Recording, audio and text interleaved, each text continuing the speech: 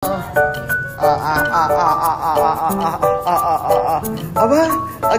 after ni Kylie sunduin, sila Alima naman. Terminado. Cansado?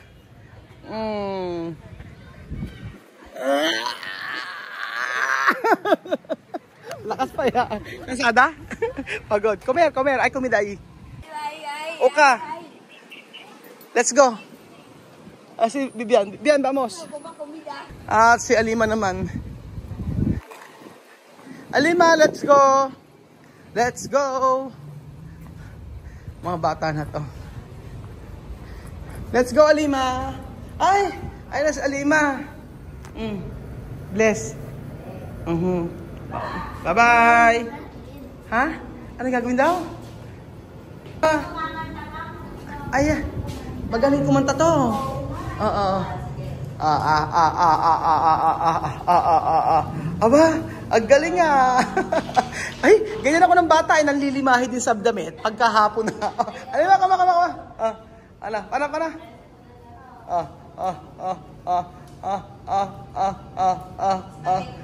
Ay, spaghetti baba.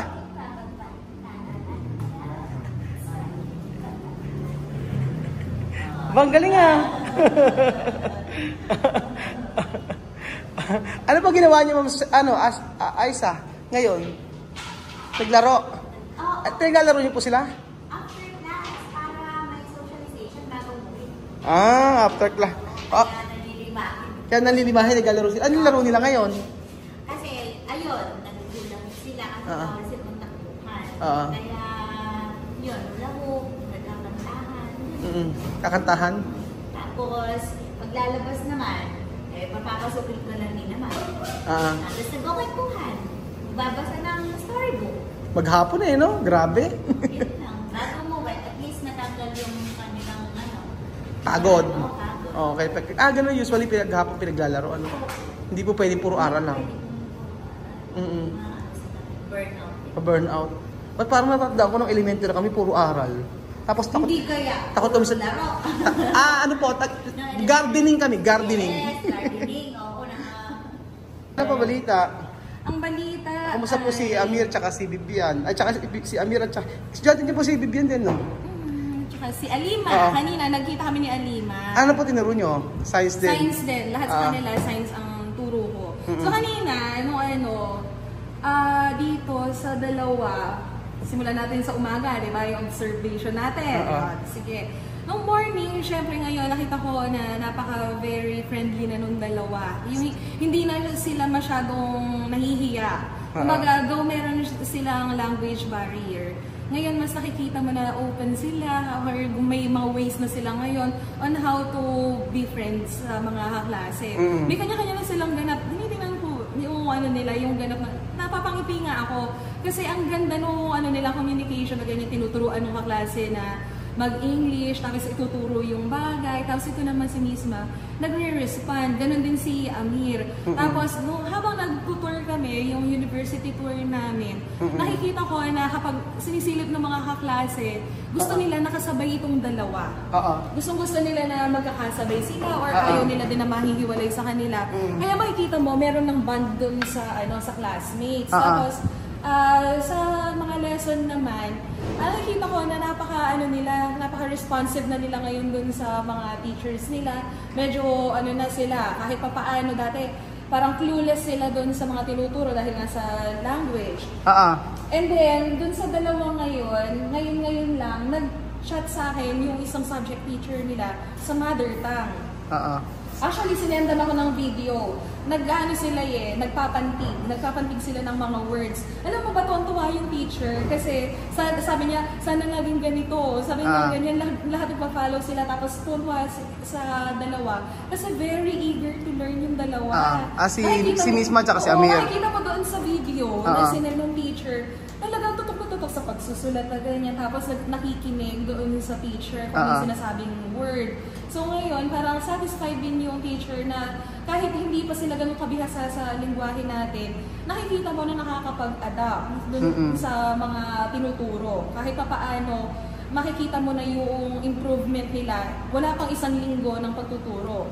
So napaka-importante din sa amin na makikita namin na paunti-unti meron kami nakikitang pagbabago sa kanila. Tapos kanina, naglalakad ako, in-approach ako ng advisor ni Vivian, ni Luis Javier. Ni Luis Javier. Si Alima ay estudyante din niya sa grade 2, Filipino. So sabi niya ganyan, nagulat ako, sabi niya. Nagulat ako, sabi niya, ang galing pala ni Maria. Maria kasi ang name niya doon sa klase. Nakakapagbati siya ng Tagalog, nakaka-greet siya ng magandang umaga kapag tinanong.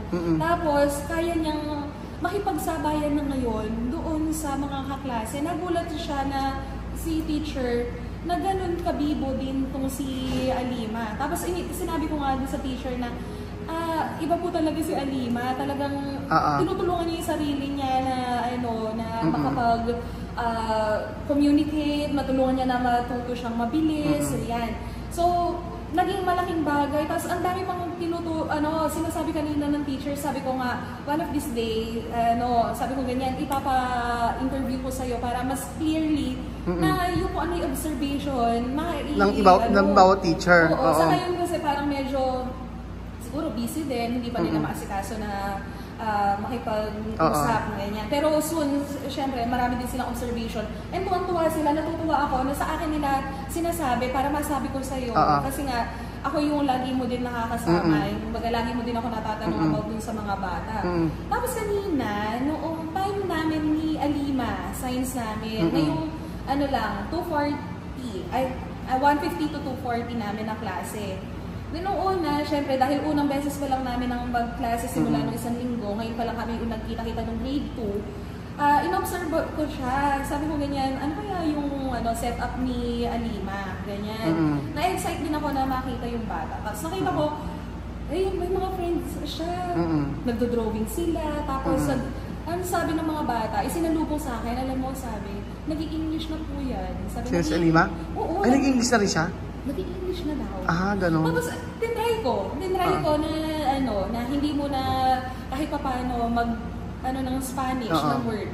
Tapos, alam ko yun, makita mo, nagugulat ako, ba, Afrikano ba to? Pero parang siyang batang lumaki na dito. Natutuwa ako na nakakaunawa siya, napakalaking bagay noong tulong ng advisor niya, na si Ma'am Aiza, yung mga teachers niya, ayan, sila Ma'am Sharon, yung everyone na... Ang bilis ng ang bilis ng development. Development nila, hindi ko din inaakala. And then, nung ako na nagkaklase, so nagpakanta muna ako, nagpasayaw para maset yung mood ng mga bata. Ngayon nakita ko, agad-agad siya, tumayo siya, tsaka ready siya talagang sumayaw. English yung yung praise and worship song, yun ang lagi namin pinapasayaw, kanta sa kanila para aware sila. And then napakagaling talaga ni Alima. Full smile, tapos nakikipagsabayan. Kaya alam ng time na i-video ko sana para ma-share natin dyan sa sa video. Para ngayon nahihiya siya, ayaw na niya sige, sabi ko, check-checkuhan ko na lang na one time kapag hindi ako yung teacher niya, yung sasaglit ang sisigilin ko, yung ganun, hindi niya ina-expect na na may nanunod sa kanya. Pero ako na first hand ko na nakita ako mismo sa mata ko, ako yung nandun. Alam mo yun, napakatalinong bata, napaka-biba. Biba siya Yung parang mahihain siya na, siguro medyo may point na nahihiya dahil hindi siya talaga, di ba si Alima, marami talaga siyang kwento. Marami kwento. Hindi pa niya mailabas ng todo-todo, pero makikita mo na napakahusay mong bata doon sa pakikipagsalamuhan sa kaklase. Sa pagsusulat, magandang sumulat. Magandang sumulat, nakita ko siya. Maayos sumulat, mabilis kumopya, mabilis makaunawa doon sa sinasabi. Tapos, kinausap ko siya, naano din kasi ako kanina dahil yung mga bata doon sa kaklase ni Alima, English speaking. Puro English, nag-English kasi sila lahat. So, kinakausap kong ganyan na parang Hindi ko naman intended na yung parang ma-forget na nandun nga pala si Alima. Alam mo, parang na-understand niya talaga yung sinasabi ko nung may pinakukuha ko, may pinagagawa ako. Kahit hindi pa ginagawa ng kaklase, ginawa. Kanina nasa baba ako, sinundo ko si Alima. Sabi ko, Alima, mag-wait ka lang dito ha, huwag kang aalis dito. Tapos nag-guess siya. Ibig sabihin, naiintindihan niya. Actually, ako din minsan, sabi ko ganyan, minsan kinakausap ko si Nisma, at saka doon si Amir. Yung wait saglit, sabi ko ganyan, sandali lang, sabi ko ganyan, hintayin natin si Kuya Raul. Tapos sabi, oo naman. Sabi ko ganyan, naintindihan kaya ako. Tapos biglang ay okay, naintindihan naman ako. Tapos alam mo, ang pinakamadaldal sa lahat, itong si Vivian. Si Vivian pinakamadaldal? Sa akin, lagi na. Pero kumusta yung klase kay Vivian ngayon?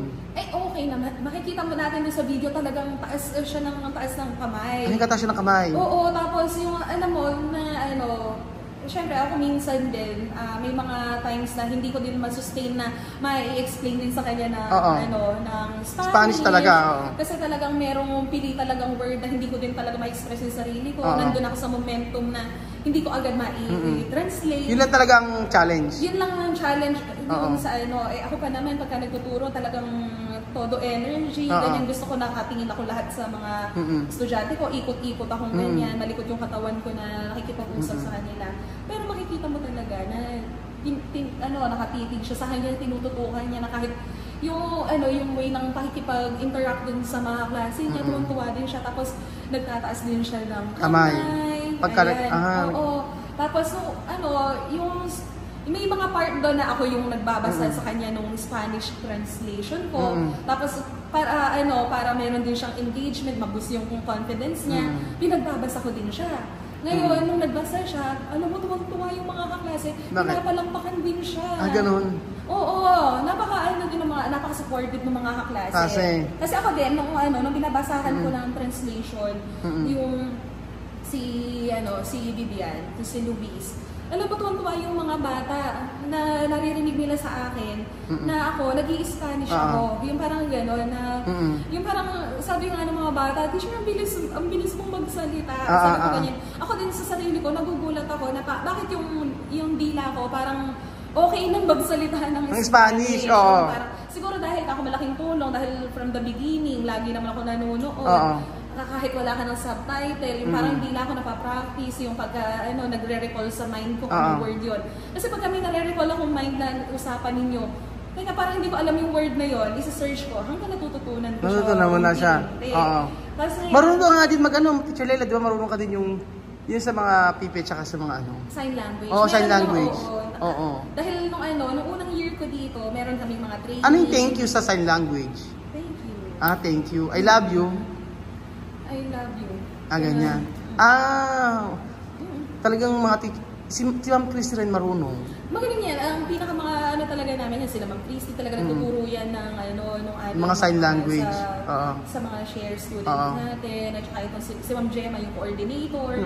Yan sila talaga. Ako kasi dati bihasa pa ako dahil since napunta ako sa regular class, medyo nakakalimutan na. Pero ayun, kaya ko pa rin naman intindihin yung senyas nila minsan. Namamali na ako pero kino-correct ay nare-refresh din naman. Pero may background, ayun, marunong ako sa alphabet, mga ganyan. Si Misma tsaka si Amir, ano ang tingin mo yung saan ka mahihirapan? Sa part na sa pagtuturo sa kanila? Siguro yung mga malalalim na natin, mga araling panlipunan. Doon talaga, Oo, mga araling panlipunan. Kasi yung araling panlipunan, siguro nga, kasi yung araling panlipunan kasi, dito sa atin sa Pilipinas to di ba? Yung about tungkol sa Pilipinas. Baka nga doon sila mahihirapan. Panigurado na yun ang magiging nila. Kasi wala silang idea no? Oo. Pero, di ba, at least, di ba, yung from the beginning na parang marami din nagsasabi sa atin na wag madaliin. Oo. Wag madaliin. Wag madaliin. Wag talaga. Kasi nakikita naman natin, kami na nandito, kami yung mismo nakakita ng improvement nila. Masayang-masaya kami doon sa part na yun. And natutuwa tapos maghapon kayong magkakasama. kasama. Alam mo yun, yung parang Ngayon, automatic, alam na nila yung, yung routine namin, hindi na kailangan na, halimbawa sa umaga dati, tinatranslate ko pa kala mismo, kala Amir, na let us all stand before we begin our class, let us pray, ganyan. Alam mo, na yan, pagkapunta na ako sa harap, alam na nilang nag-arrange ako dun sa harap, inilalagay ko na yung gamit ko. Sila na din yung pusa. Alam mo, isa pa si Misma na nauunang tumayo. Nagigets niya na ito na yung routine na araw-araw. Oo, kaya parang nagiging, nabubuhay talaga ako ng loob na paunti-unti sa araw-araw nakikita ko kahit unti lang. Kahit napaka-unti lang nung makita ko, natutuwa ako kasi ibig sabihin, nagiging effective yung ini-impart namin sa kanila. Yung parang bilang teacher, syempre napaka-challenging namin yan. Dala namin yung pangalan ng Wesleyan. Kami kumakatawan, hindi lang naman dito sa Pilipinas, marami tayong taga-subaybay na mga viewers na talagang tinitingnan yung buhay nila kung paano mag-i-improve. Kasi yun ang totoo, inaantay nila kung paano unti-unting matuto. Yun sa language talaga. Yung matuto na sila mag-English, matuto na sila mag-Tagalog, tapos makapag-communicate. Ayun nga. Kasi ngayon sa pakikihalubilo, wala na tayo sa kanilang ganong problema. Marunong na din sila na makipagkaibigan sa kapwa nila. At nafe-feel nila, they are belong. Hindi sila nalileft behind. Walang ganun na discrimination. Alam mo, love na love sila ng mga schoolmate nila. Lagi sa akin tinatanong na, teacher, kasi di ba dalawa section, sa isang section ng grade 3, wala naman na nag-i-Spanish doon, pero kasi same ng PowerPoint yung nagagamit ko, makikita nila doon. Teacher, bakit may Spanish po? Di ba? Meron tayong schoolmate na galing ng Equatorial Guinea.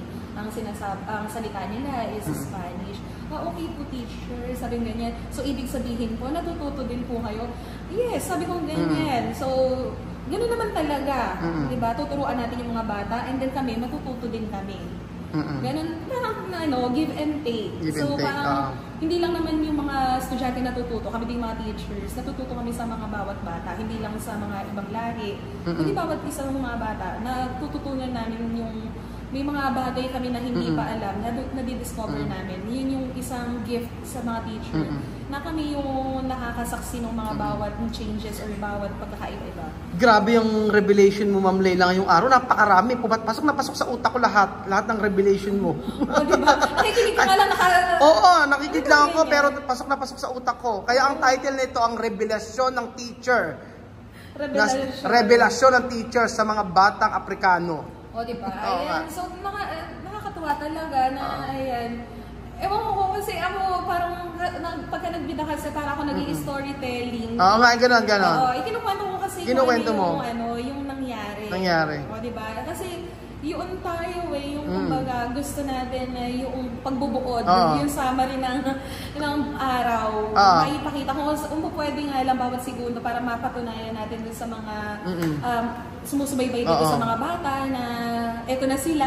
Tapos ang pinaka masarap siguro sa pakiramdam mo, sa kahit pagod ka sa maghapon, naging effective ka na teacher. Yun ang pinaka-rewarding rewarding. Yung talagang effective pala ako teacher kasi yung mga bata natuto. Oo, kasi ako lalo na ngayong araw na to, actually, yung kape lang nung umaga, yun pa lang yung dumadaloy sa katawan ko maghapon, tsaka yung tubig. Ganun kasi noong gabi masama na yung pakiramdam ko, di ba? Nagkausap tayo, sabi ko hindi maganda yung pakiramdam ko, nag-uubo na din ako, sabi ko ganyan. Pero hindi ko pa rin pinigilan na nagpahinga lang ako ng saglit, hindi ako natulog. Inihiga ko lang yung katawan ko, bumangon ako ng 9 PM. Dumating ako sa bahay ng mga siguro 7:30 or 8. Nagpahinga lang ako, kumain lang kasama yung nanay at tatay ko. Tapos, ayun, humiga muna ako saglit. Pero hindi ko nakuhang matulog. Pinahinga ko lang muna yung likod ko. And then, sabak ulit, dala-dala ko yung libro, ganyan. Kasi ayoko humarap sa mga bata nang hindi ako prepared. Ayoko yung makikita. Ano ka natulog? 1. Importante naman yun, masaya ka sa ginagawa mo. Yun naman Tapos nakita mo na talaga natuto yung mga bata. Kasi sa mga sinabi mo ngayon, sa totoo lang, ang dami mong nasabi na talagang ikaw ay paka-effective mo na teacher. Tsaka nagampanan mo yung pagiging teacher mo. Yun ang importante. Hindi naman ako. syempre credits din dun sa mga subject teachers Oo. nila. Hindi ko kukunin lahat yung credits na yan. Siguro kung hindi lang din ako or hindi lang din kasama yung mga kasamahan ko na yan, hindi magiging ganyan kabilis yung progress ng mga bata. Yung kasi development nila. lahat sila talagang Natutulong-tulong kasi kami natutulong-tulong. talaga. Makikita mo na pagka nag-i-struggle yung isang teacher, nahihirapan. Katulad po, pagka halimbawa, okay naman, may time pa naman ako. Na, nakikita Ang galing nga po, Ma'am Leila, alam niyo kung bakit? Halimbawa po, yung teacher ni Sophie nagkasakit ng 2 days. Alam niyo sino pumalit? Si Ma'am Christy, yung principal. Di ba? Kumbaga, para hindi mapending, para lahat ay may pasok lahat. Yung principal ang nagturo sa sa grade 1. Kaya nga sulit na sulit yung pag-aaral dito, yun ang totoo. Totoo yun kasi kami, meron ako mga bakanting oras. Ayan, may mga bakanting oras. May pagkakataon na hindi natin napipigilan yung pagkakasakit ng mga kasamahan natin, kaya may emergency. Palit-palitan kayo Kung sino yung available na teacher na bakante. Sila yung pupunta doon sa klase nung na-absent na teacher. Ang galing talagang Saluhan kami, yung kumbaga, di ba, na para hindi lang mabakante yung mga bata kasi unfair sa mga bata kung hindi namin sila matuturuan talaga ng gusto. Or yung comfort din ng teacher, like may sakit sila, yun pa ba iisipin? And yun yung parang pagmamalasakit namin sa bawat isa. Kahit alam namin sa bawat isa, pagod na kami, full load, may pare-parehas kaming gampanin. Pero ayun, bilang mga guro, talagang ginagampanan namin na hindi lang sa mga estudyante, kundi sa amin din mga teachers. Nagtutulong-tulong kami, ginagabayan namin yung bawat isa para maging mas magaan yung trabaho. Kapag sama-sama, di ba? Ganun talaga. Tulong-tulong. Yun.